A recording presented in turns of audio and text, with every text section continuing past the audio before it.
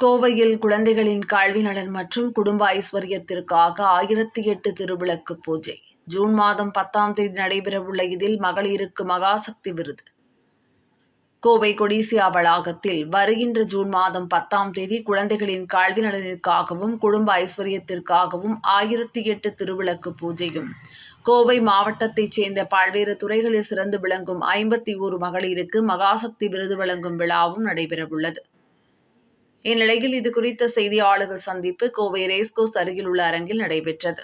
இதில் பேரூராதீனம் தவத்திரு சாந்தலிங்கம் மருதாச்சல அடிகளார், சிரபையாதீனம் குமரகுருபர சுவாமிகள், அவினாசி பாசிலர் மலாலயம் ஸ்ரீலஜி காமாட்சிதாஸ் சுவாமிகள், தென்சேரி ஆதீனம் முத்து சிவராம சுவாமி அடிகளார் மற்றும் கோவை காமாட்சிபுரி ஆதீனம் சாக்த ஸ்ரீ பஞ்சலிங்கேஸ்வர சுவாமிகள், கோவை கேஜி மருத்துவமனை நிறுவனர் டாக்டர் பக்தவாச்சலம் ஆகியோர் கலந்து கொண்டனர்.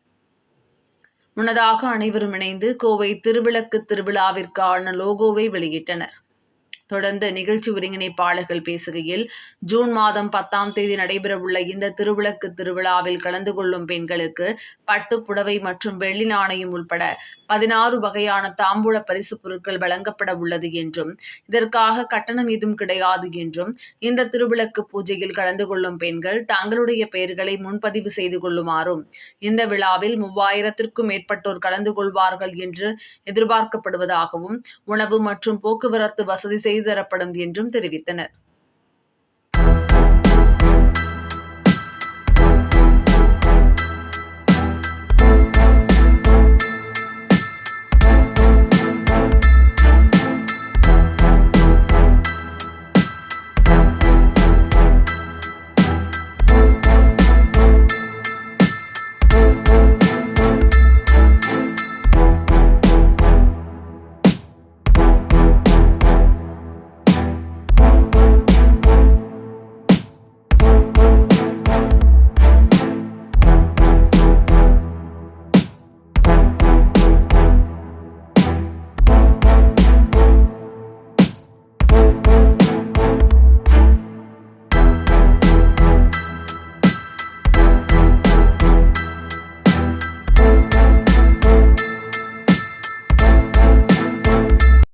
ஓம் ஒளிவளர் விளக்கே போற்றி.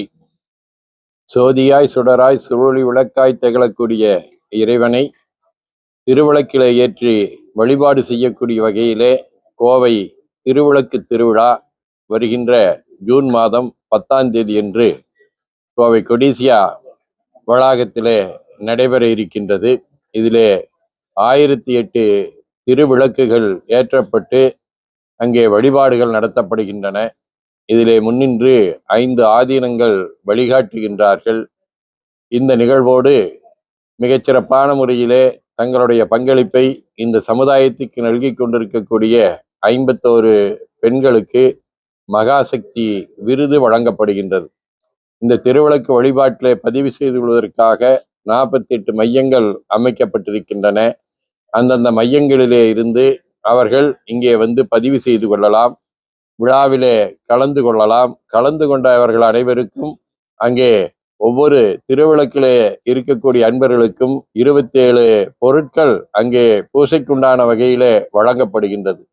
பூசை முடிந்த பின்னர் அனைத்து அன்பர்களுக்கும் அன்னம்பாளிப்பு என்கின்ற அடிப்படையிலே 9 வகையான தெய்வீக பிரசாதங்கள் நைவேத்தியமாக வழங்கப்படுகின்றன. கையிலே எடுத்துச் செல்வதற்கு தாம்பலப்பையாக 16 பொருட்களை அடங்கிய தாம்பலப்பை அமைந்திருக்கின்றது.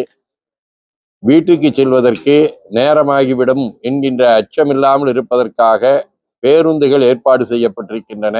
இதிலே கலந்து கொண்ட அன்பர்கள் அனைவருக்கும் பேருந்துகளை இயக்கி அங்கங்கே அந்தந்த மையங்களிலே கொண்டு விடுவதற்குண்டான ஏற்பாடும் செய்யப்பட்டிருக்கின்றது. இந்த விளக்கு வழிபாட்டினுடைய நோக்கம் நம்முடைய உள்ளம் அமைதியடைய வேண்டும், ஒளிமயமாக இருக்க வேண்டும், நம்முடைய இல்லம் பிரகாசமாக இருக்க வேண்டும், நம்முடைய நகர் நல்ல ஒளிபெருந்திய நகரமாக இருக்க வேண்டும். இந்த பகுதியிலே இருக்கக்கூடிய குழந்தைகள் அனைவரும் நல்ல கல்வி கேள்விகளிலே சிறந்து விளங்க வேண்டும். அவருடைய இல்லங்களிலே நல்ல மங்கள நிகழ்வுகள் நடைபெற வேண்டும், நல்ல குழந்தை செல்வங்கள் கிடைக்க வேண்டும், தொழில் பெருக வேண்டும், ஒற்றுமை மேலோங்க வேண்டும், நல்லிணக்கம் வளர வேண்டும், உலகெங்கும் அமைதி நிலவ வேண்டும் என்பதாகும்.